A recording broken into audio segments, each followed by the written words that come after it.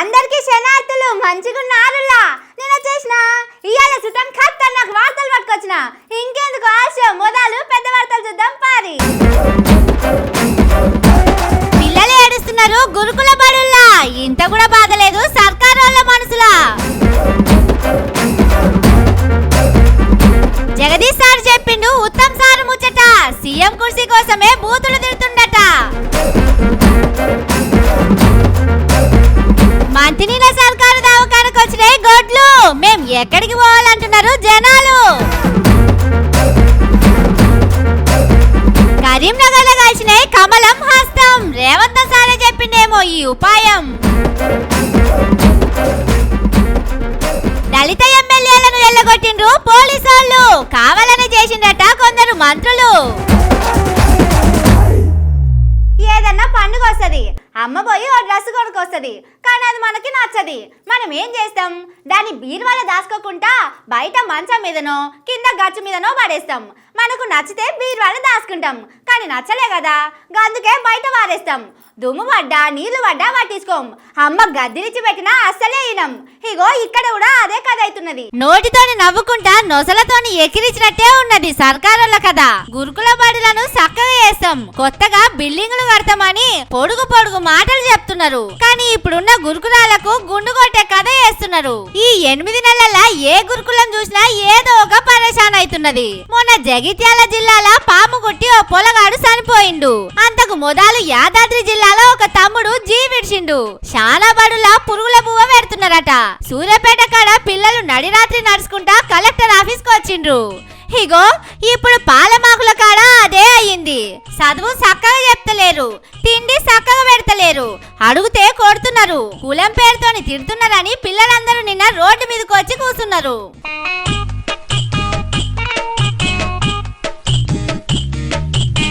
ఇయాల అలా తిప్పలేందో అరుచుకుందామని ఆ బడికి హరీష్ రావు సారు సబితా మేడం పోయిండ్రు. చూడుండ్రి చెల్లెలు ఎట్లా ఏడుస్తున్నారో.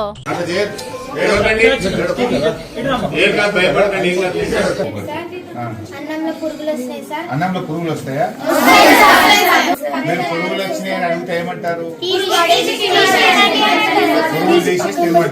అన్నం కూరల పురుగుల నీళ్ళ సాంబార్ పెట్టి తినమంటున్నారట. టీచర్లు టైముకు బడికొస్తలేరట, చదువు చక్కగా చెప్తలేరట. తిండి ఇట్లెందుకు పెడుతున్నారని నిన్న అడిగితే మేడం ఏమంటున్నదో చూడుండ్రి.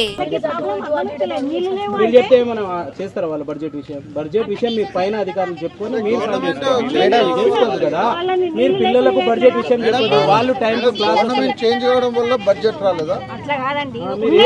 సీఎం ఉన్నారు కదా, దీనికి సీఎం ఉన్నారు, కమిటీ ఉంది, ఒక కమిషనర్ ఉన్నారు. వీళ్ళకి మీరు అట్లా ఎక్స్ప్లెయిన్ చేస్తారేంటండి? మీరు పెట్టాలి, అక్కడ బిల్ పెట్టాలా? మీ ఇంట్లో నుంచి అయితే పెట్టారు కదా, రాకుంటే తీసేయండి చెప్తారేంటి? పంపించేయండి. అదన్నట్టు అసలు ముచ్చట, రేవంత్ సారు కుర్చీ మీద కూర్చున్న కాంచెల్లి పైసలే వస్తలేవట. చదువుల మంత్రిని నేనే, చదువులు చక్కగా చేస్తామని చెప్పుకుంటున్న రేవంత్ సారుకు ఇవి కానొస్తలేవు కావచ్చు. సారుకు కండ్ల ప్రాబ్లం కూడా లేదు, మంచిగానే చూస్తాడు. మరి బిడ్డల ఏడుపులు ఎందుకు కనిపిస్తలేవోనని అలా అమ్మ నాయనలు అడుగుతున్నారు. కానీ గురుకుల బడులను మంచిగా చేసే ఆలోచనే ఉంటే ఇట్లుంటదా చెప్పుండ్రి. ఒక్క బడిల పిల్లలకు తిప్పలు కాంగలే చదువుల మంత్రి కుర్చీలున్న ముఖ్యమంత్రి ఎంబడే మీటింగ్ పెట్టి ఆఫీసర్లందరికీ అచ్చింతలేస్తుండే. కానీ ఇన్నొద్దులైనా అటు దిక్కే చూస్తలేరంటే సర్కారోళ్ళు గురుకుల బడులను ఏం చేయాలనుకుంటున్నారో ఉట్టిగానే సమజైతున్నదని పిల్లలు కూడా అంటున్నారు. రోజుకు 20 గంటలు పని చేసే సీఎం సారు 2 నిమిషాలన్నా ఈ చెల్లెల కోస చూడుండ్రి.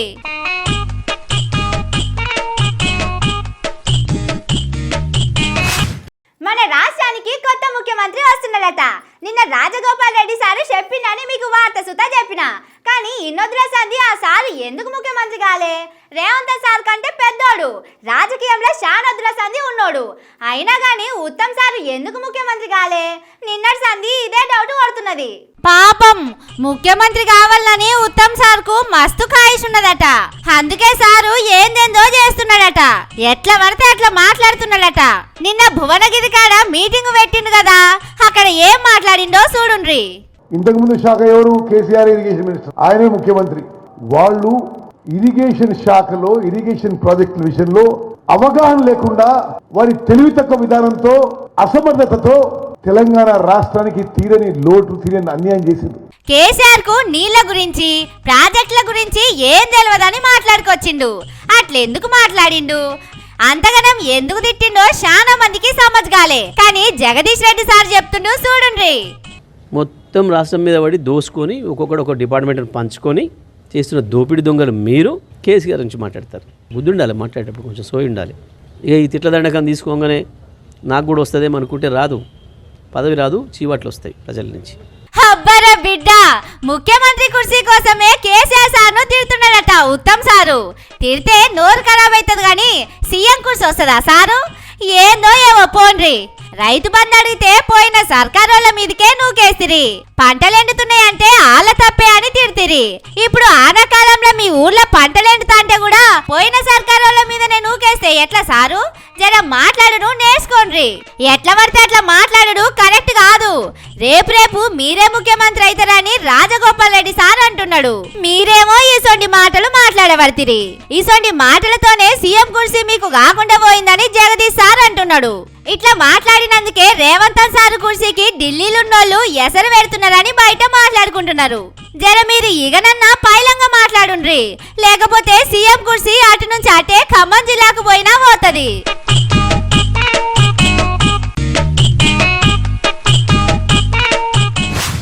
నేను రాను బిడ్డో సర్కారు దవాఖానకు, నేను రాను బిడ్డో సర్కారు దవాఖానకు అని అప్పట్లో పాట ఉండే. నడుమ శానదులు ఆ పాట వినిపించలే, కానీ ఇప్పుడు మళ్ళా ఆ పాట వినిపిస్తున్నది. పబ్లిక్ అందరూ అదే పాట పాడుతున్నారు. కావాలంటే మీరే చూడండి. అగో ఇప్పటిదాకా నువ్వు చెప్పింది గొడ్ల దవాఖాన గురించా అని కోపం చేయకుండ్రి. ఇది గొడ్ల దవాఖాన కాదు, మనుషుల దవాఖాననే. భూపాలపల్లి జిల్లా మహదేవపూర్ సర్కారు దవాఖాన ఇది. అదేనుల్లా మన మంత్రి శ్రీధర్ బాబు సార్ ఉన్నాడు కదా, ఆ సారు నియోజకవర్గంలో ఉంటది ఈ ఊరు. కొన్ని దినాల సంది ఆనలు మస్తు పడుతున్నాయి. చుట్టుముట్టు మొత్తం అడవులేనాయే. మనుషులకే కాదు గొడ్లకు కూడా పానం బాలేనట్టున్నది. చూపించుకొని ఓ సూదేయించుకొని పోదామని వచ్చినట్టున్నాయి. నోరు లేని జీవులాయే. గొడ్ల దవాఖాన ఏడున్నదనే ముచ్చట ఎవరిని అడుగుతాయి చెప్పుండ్రి. తొవ్వంటి పోతాంటే ఈ దవాఖాన కనిపించినట్టున్నది. 2 ఎడ్లు చక్కగా లోపలికి పోయినాయి. ఆడికే రాత్రైంది, డాక్టర్లు లేనట్టున్నారు. మళ్ళా వెనక తొవ్వ పట్టినాయి. గొడ్లే కాదు కుక్కలు పందులు కూడా వస్తాయట దవాఖానకు. పాపం మరి మహదేవపూర్లా గొడ్ల దవాఖాన లేదో లేకపోతే దాని అడ్రస్ వీటికి తెలుస్తలేదో గాని అన్నిటికీ అన్ని మనుషులు చూపించుకున్న దవాఖానకే వస్తున్నాయి. పానం బాగలేక దవాఖానకు వచ్చిన పబ్లిక్ ఇది గొడ్ల దవాఖాననా మనుషుల దవాఖాననా అని డౌట్ పడుతున్నారు. ఇక చూడండి, దవాఖాన బయట కూడా ఇంత శుభ్రంగా పెట్టిండ్రో. దవాఖాన ఇంత మంచిగున్నాక గొడ్లు పందులు కుక్కలు రాకుంటే ఏం చేస్తాయి చెప్పుండ్రి. ఇండ్ల కాడ దోమలతోని రోగాలు వచ్చుడు కాదు, ఈ దవాఖానకు వస్తే లేనిపోని రోగాలు వచ్చేటట్టున్నాయని పబ్లిక్ భయపడుతున్నారు. శ్రీధర్ బాబు సారు జరంత దీని మీద మనసు పెట్టుండ్రి. బట్టి సారు మీరు కూడా ఇవాళ అటు దిక్కే పోయినట్టున్నారు కదా, ఒక్క అడుగు ఆ దవాఖానను కూడా చూస్తే మంచిగుండు. దవాఖానకు వస్తున్న గొడ్ల బాధేందో మనుషుల బాధేందో మీకు కూడా తెలుస్తుండే కదా. జర అట్లనే ఇది గొడ్ల దవాఖాన కాదు మనుషుల దవాఖాన అని ఓ బోర్డు కూడా పెట్టిండ్రి. లేకపోతే బయట ఓ మనిషిని నిలబెట్టి అటు దిక్కొచ్చిన గొడ్లను గొడ్ల దవాఖానకు దోలిచ్చి మనుషులను లోపలికి రానిండ్రి.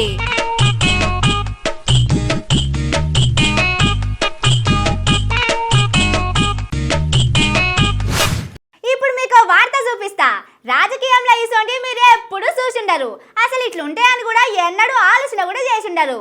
సుక్కలు ఎగిపడ్డట్టు ఎన్నడుకో నాటికి ఇసోంటి చిత్రాలు కనిపిస్తాయి లేకుంటే లేదు. అగో గంతగానో ఊరిస్తున్నావు, అసలు ఏం నా ముచ్చట అని చూస్తున్నారు కదా. ఇగో ఇదేనుల్లా ముచ్చట. ఈ ఫోటో చూసిండ్రా? కేంద్రంలో మంత్రి బండి సంజయ్ సారు. ఆ పక్క పంటున్నాయనే మానకొండూరు ఎమ్మెల్యే కవ్వంపల్లి సత్యనారాయణ సారు. ఆయనతో బీజేపీ అని అనుకున్నారు, ఆయనది కాంగ్రెస్ పార్టీ. బండి సంజయ్ సార్ది కమలం పార్టీ. కానీ చూసిండ్రా ఎంత ముద్దుగా చేతిలో చేసుకొని నవ్వుకుంటా ఫోటోలు దిగుతున్నారో. కలిసే దండలు వేసుకుంటున్నారు, కలిసే సన్మానాలు చేస్తున్నారు. సన్మానాలు చేసిన వాళ్ళ కాంగ్రెస్ వాళ్ళ కంటే బీజేపీ వాళ్ళే ఎక్కువ ఉన్నారట. నిన్న గన్నేరు వరం కాడ రోడ్డు పనులకు శంకుబండ వాదడానికి ఇద్దరు కలిసి పోయిండ్రు. బీజేపీ వాళ్ళు మస్తు మంది వచ్చి కాంగ్రెస్ ఎమ్మెల్యేకు కూడా సన్మానం చేసిండ్రు. ఇది చూసిన వాళ్ళందరూ పరేషాన్ అయిండ్రు. పిల్లి ఎలక లెక్క లెక్క ఎప్పుడు కొట్లాడుకునే రెండు పార్టీల లీడర్లు కలిసి మీటింగ్ పెట్టిండ్రు. చిన్న లొల్లి కూడా కాలేదంటే కథ ఏందో ఉండదని అంటున్నారు. కానీ ఇంకో మాట కూడా వినిపిస్తున్నది. కవ్వంపల్లి సారు ఎప్పుడు చూసినా సీఎం సార్ ఎమ్మడే ఉంటాడు. సీఎం సార్ ఏమో అప్పట్లో మోడీ సారును బడే బాయ్ అన్నాడు, అల్ముకున్నాడు. వాళ్ళిద్దరికి మంచి దోస్తానా ఉన్నదని బయట మాట్లాడుకుంటారు. ఆ దోస్తానాతోనే కవ్వంపల్లి సార్ కూడా బండి సార్తోని కలిసిపోయిందని అంటున్నారు. ఇక ఇలా కాకపోతే రేపైనా ఆళ్ళు ఒక పాటోలే అవుతారు. మనకెందుకు వచ్చిన రాజకీయాలని అక్కడున్న పబ్లిక్ గుసగుసలు పెట్టుకున్నారు.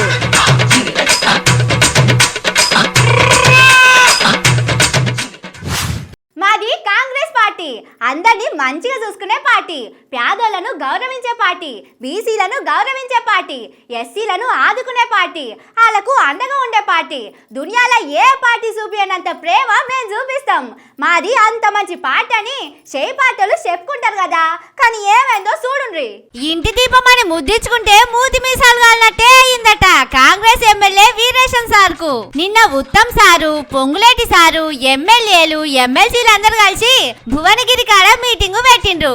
అది అయిపోయినాక మంత్రులు గాలి మోటార్ ఎక్కడానికి పోతాంటే పోలీసు వాళ్ళు ఏం చేసిండ్రో చూడుండ్రి.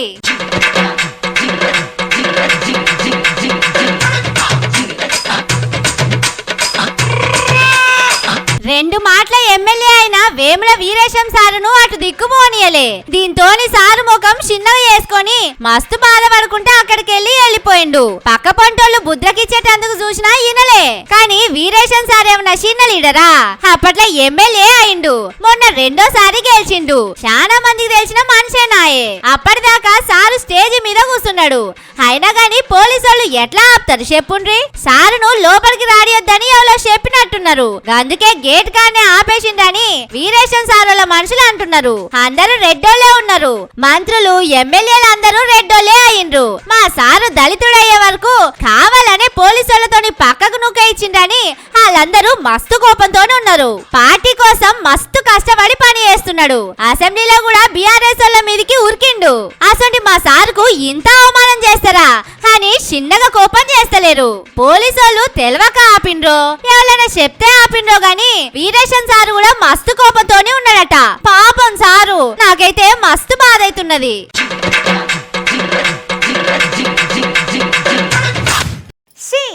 ఏం హైదరాబాదుల్లా చిన్న ఆనొస్తే మొత్తం మునిగిపోతుంది.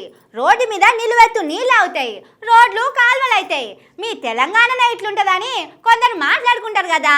తెలంగాణ గురించి, హైదరాబాద్ గురించి ఏందేందో మాట్లాడతారు, కానీ అసలు కదా ఏరే ఉన్నది. మనది మంచి పని, పక్కోళ్ళది పాడు పని అన్నట్టు మాట్లాడుతుంటారు చాలా మంది. మా రాష్ట్రంలో మంచిగుంటది, మీ హైదరాబాద్ లో అంతా ఆగమాగం ఉంటది. ఆనొస్తే మొత్తం మునిగిపోతుందని ఏందేందో మాట్లాడతారు, కానీ అసలు కథ ఎట్లున్నదో చూడుండ్రి. ఇది విజయవాడ బస్ స్టాండ్. నడుం లోతు నీళ్లు వచ్చినాయి. రోడ్ల మీద లారీలు కూడా ఎక్కడికక్కడనే ఆగిపోయినాయి. అంటే నీళ్లు ఏ తీర్లున్నాయో చూడుండ్రి. Bus stand రోడ్లే కాదుల్లో. ఇగో ఇది చూడుండ్రి, ఇది విజయవాడ 2 టౌన్ పోలీస్ స్టేషన్. ఇండ్ల కూడా ఫీటు మందం నీళ్ళు వచ్చినాయి.